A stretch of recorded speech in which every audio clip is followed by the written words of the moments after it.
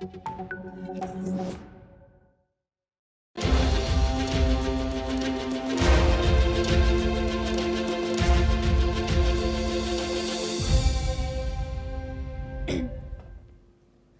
and welcome. I'm Kriti Mehta and you're watching the Africa Brief on NewsX World. Let's take a look at the top headlines this hour.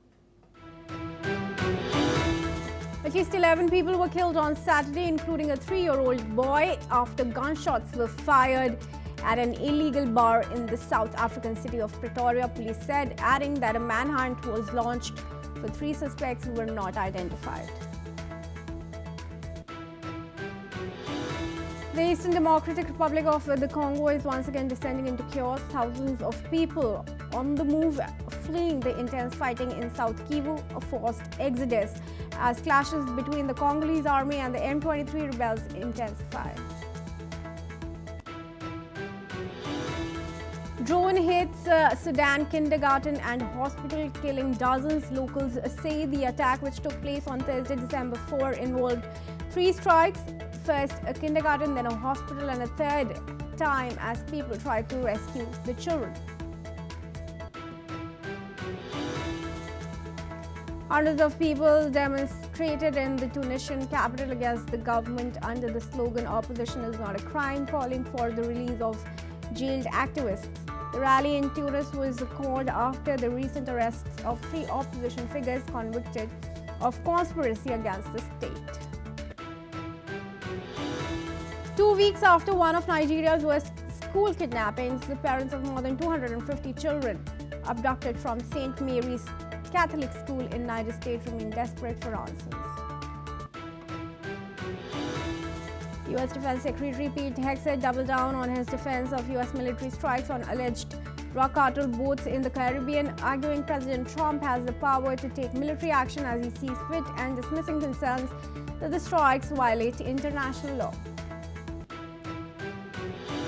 The Venezuelan army has inducted 5,600 new soldiers as the United States increases military pressure on the oil-producing country. According to official figures, Venezuela has 200,000 troops and an additional 200,000 police officers.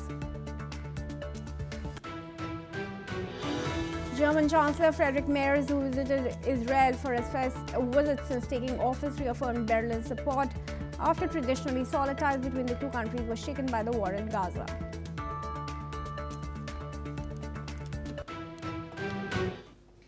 And let's start with the top focus. At least 11 people, including a 3-year-old boy, were killed Saturday in Pretoria in South Africa after gunmen opened fire at an illegal bar locally known as Shebeen.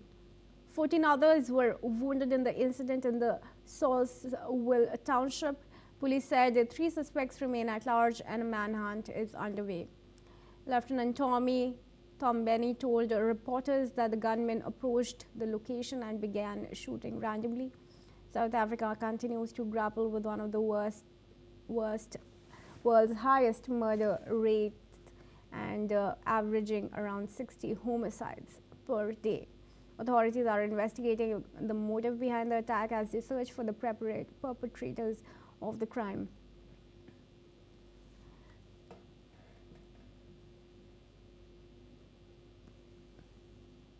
All right, viewers, let's give you some more information before we are joined in by our guest to give his insight on this. All right, I'm now learning, in fact, that I'm joined by Ayanuga Ollenberg. Paul, thank you, Mr. Paul, for joining us here at NewsX World. Viewers, he's an analyst joining us live from Lagos. Mr. Paul, now, of course, South Africa is dealing with one of the highest murder rates, and a fresh incident now has emerged. Who do you suspect could be behind this attack? Well, no particular group has claimed that victims will be and I think the police are also saying they are not given a particular person. They are saying there are 3 suspects that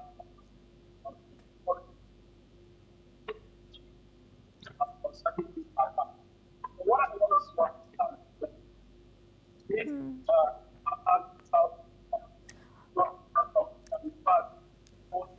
Paul, we're getting some connection issues with your audio there. Is it possible to fix that?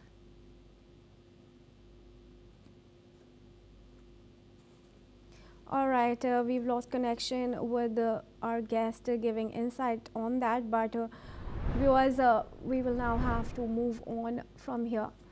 Thousands of people have fled south in the Democratic Republic of Congo as fighting intensifies days after a peace deal between the Eastern African nation and Rwanda. The fighting has been escalating, hitting Katogota, Kamanyola, and other surrounding areas. On Saturday, fierce clashes continued around Luvungi in the Ruzizi plain.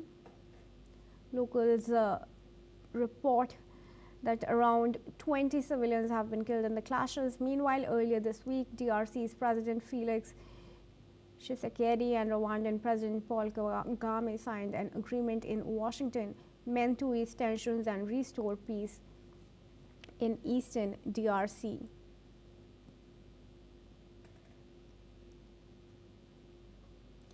Moving on to news from Sudan, a deadly drone strike has targeted a kindergarten and a hospital in the town of Kalogi, killing dozens of civilians, including at least 43 children.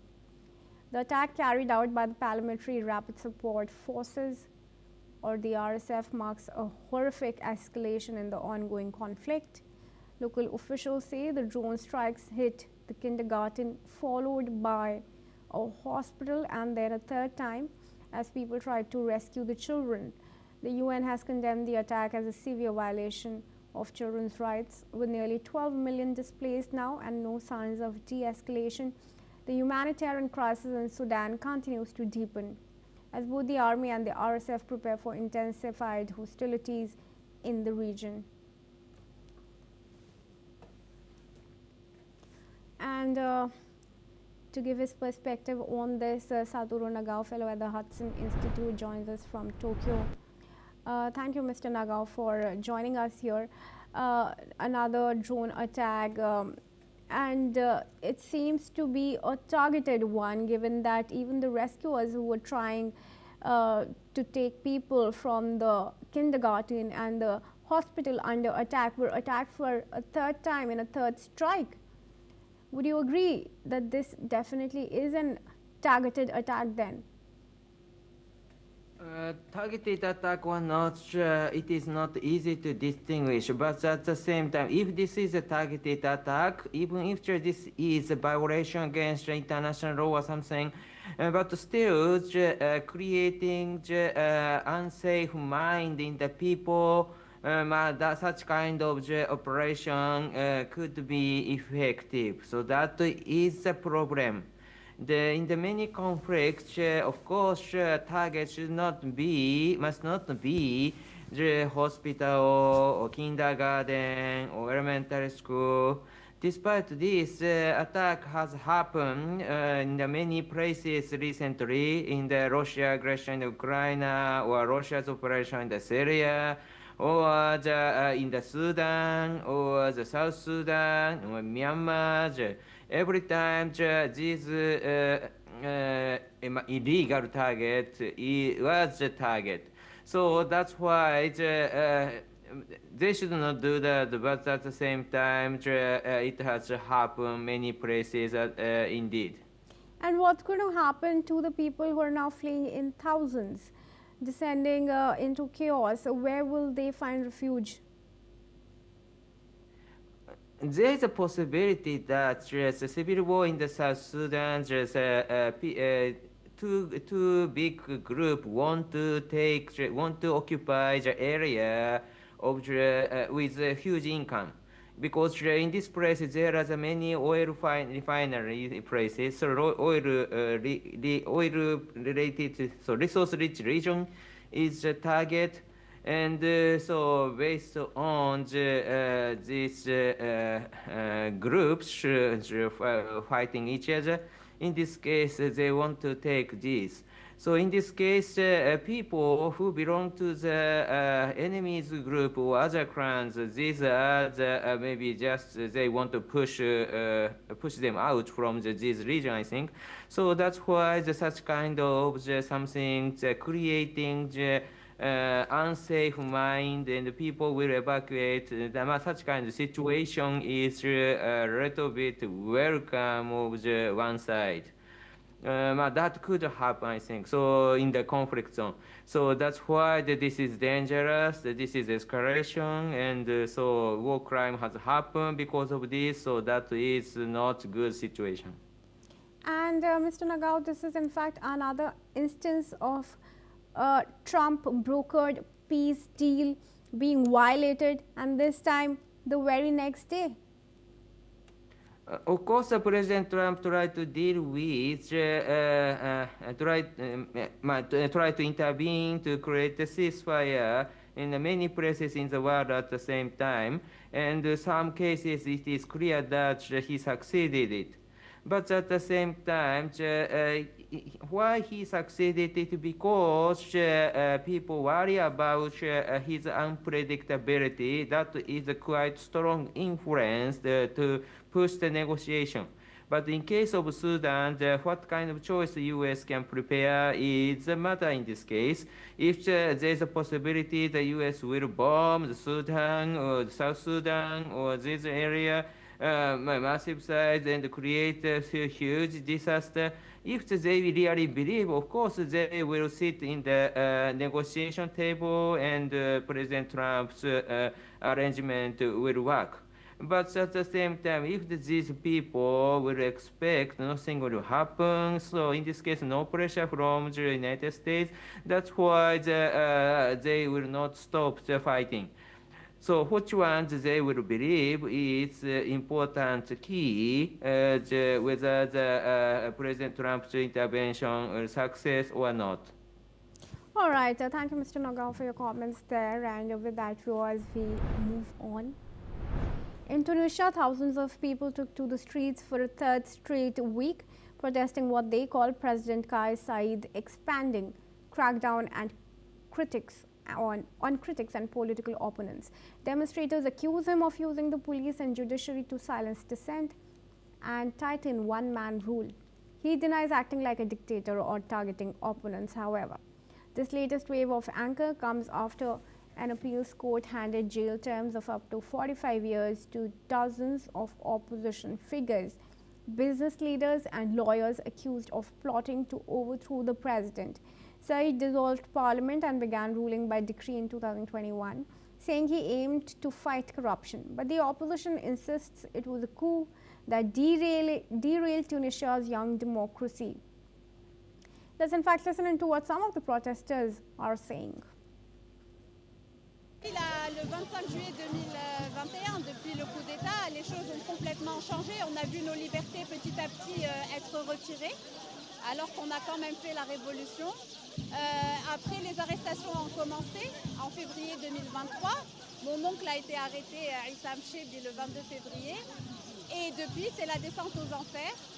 Mais c'est la première fois depuis quelques semaines qu'on sent un changement. Le citoyen commence à en avoir marre. أطراف سياسية كانت متنافرة وكان حتى الميدان ما يجمعهاش.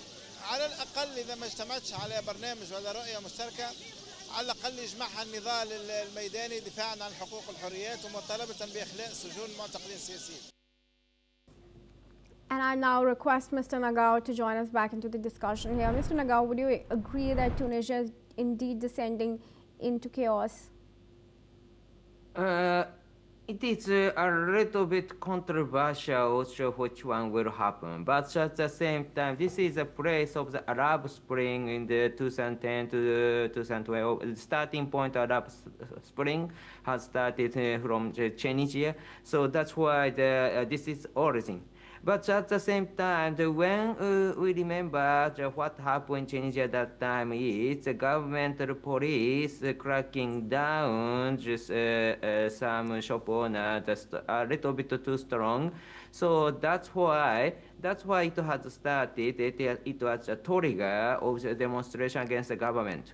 So view from this, currently, if the government choose the same thing to cracking down the people against government. In this case, of course, the same things could happen. So that's why in this case, the government should not repeat the same thing. So protesters itself is a very important part of the democracy, and Tunisia should be the democracy. Even if there is a corruption, Tunisia is relatively succeeded just after the Arab Spring. That's true. So currently, still the people are complaining about the corruption or other issue related to its ancient regime. Ancient regime itself do not improve even if that same problem has happened in the new government. That is very important. So, but at the same time, once the Tunisia becoming the democratic country, maybe they should maintain is the most important thing indeed. But that is maybe I think. But how likely is it that an authoritarian regime would be taking over and democracy that was hard sought after 2021 is in danger once again? Yeah, that is a problem in Tunisia. So people lost something they got through the Arab Spring. That is true, but at the same time, compare with other countries, the situation is relatively better. People believe because in case of the Libya, in case of the Syria, in case of Egypt is relatively better, but many Arab Spring-related countries face something to failed state situation. So that's why compare with these countries, the Tunisian situation is relatively better. So this is indeed the Tunisian people can proud of it. So that's why maintaining some relatively better situation is very good thing. So so that's why I wish there were many people in the international community wish Tunisia to maintain relatively stable situation. All right, dissent indeed remains important in a democracy, but President Kais Saied now acting as an authoritarian is what the protesters are saying. Thank you for your opinion on that, Mr. Nagao. I'd let you go and we move on yours. 2 weeks after one of Nigeria's worst school kidnappings, the parents of more than 250 children abducted from St. Mary's Catholic School in Niger State remain desperate for answers. Daniel Atori, the spokesman for the Christian Association of Nigeria, visited the families and described their anguish, saying the parents are downcast, hopeful and prayerful. Despite reassurances from the government, including President Tinubu's security emergency declaration, the kidnappers' identities remain unknown and no ransom has been demanded. Parents are frustrated by the slow response from the authorities and fear for their children's safety. Activists warn that unless immediate action is taken, the violence and instability will continue to threaten the future of Nigerian children. Let's listen in. I can feel the pains of these parents. I went to Papiri. I can imagine how it is. I mean, the atmosphere there is not that any parent, any sane and right-thinking person would, want to happen to him or her. The parents are downcast. They are sad. They are just hopeful and prayerful. Moving on, tension is rising between China and Japan as a Chinese Navy spokesperson said a Japanese self-defense force aircraft repeatedly approached and disrupted the Chinese training mission. Beijing insists Japan's claims are not consistent with the facts, but earlier Japan's defense minister said Chinese fighter jets locked fire control radar on Japanese aircraft near the Okinawa island in 2 separate incidents. Tokyo has condemned the action as dangerous as both sides trade sharp accusations over the encounters.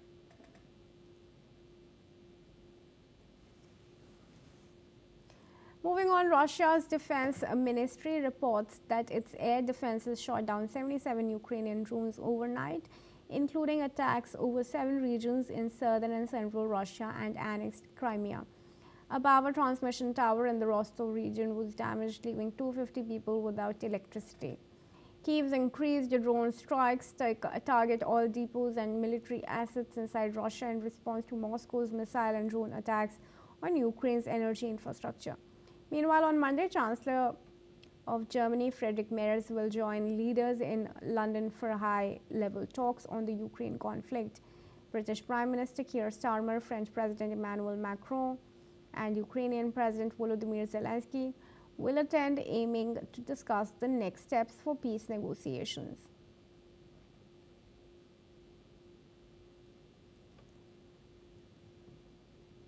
And moving on to some news from Argentina. It has received its first 6 F-16 fighter jets purchased from Denmark, marking the start of a major modernization of the country's air force.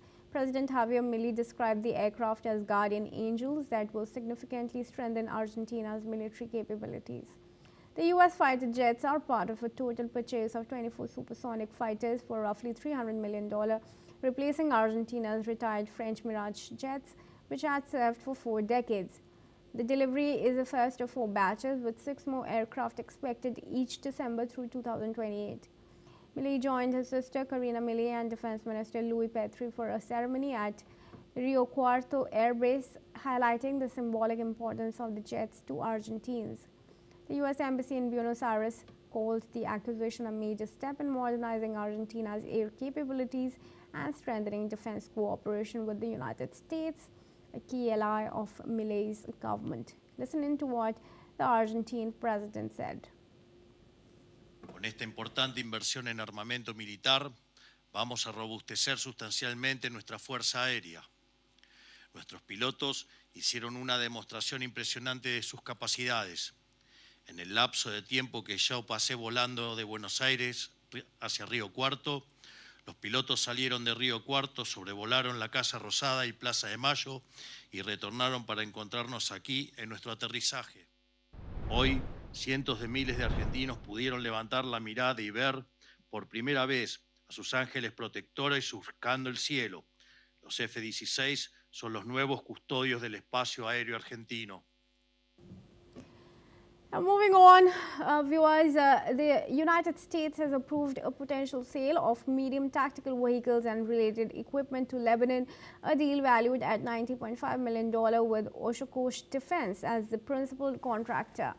The sale includes M108-5A2 and M107-8A2 vehicles intended to strengthen Lebanon's official security forces. The timing comes amid intense domestic pressure in Lebanon to disarm Hezbollah, which retains a heavy arsenal and has firmly rejected government demands to surrender its weapons. Israel has warned that failure to disarm Hezbollah could trigger renewed military action in southern Lebanon. While the U.S. sale aims to bolster Lebanon's state institution, it lands in a politically sensitive environment. Analysts warn the transfer could exacerbate tension between state forces and Hezbollah, highlighting the challenge of consolidating security and stability in the country. This move underscores the delicate balancing act facing Lebanon's government, strengthening official forces while managing a powerful non-state actor that continues to wield significant influence. And the U.S. President Donald Trump has presented the 2025 Kennedy Center honorees with their medals during a ceremony at the Oval Office. Hailing the slate of artists he was deeply involved in choosing as what he called the most accomplished and renowned class ever assembled. This year's recipients are actor Sylvester Stallone, singers Gloria Gaynor and George Strait, the band Kiss, and actor-singer Michael Crawford. Trump did not attend events at the Kennedy Center during his first term, but has now taken a keen interest in it during his second, vowing to overhaul an institution he and his supporters view as too liberal. Let's take a look.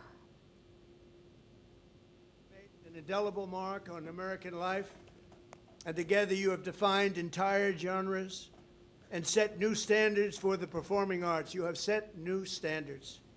On behalf of every American who has been inspired by the unbelievable talent of Michael Crawford, who has been influenced by the music of George Strait or Gloria Gaynor or Kiss, or who has been moved by Sylvester Stallone's unmatched heart and talent and grit, because nobody played that role, and nobody will ever play that role like Sly. We want to thank you all. And that's a wrap on Africa Brief. Do keep watching NewsX World for more news updates from around the world.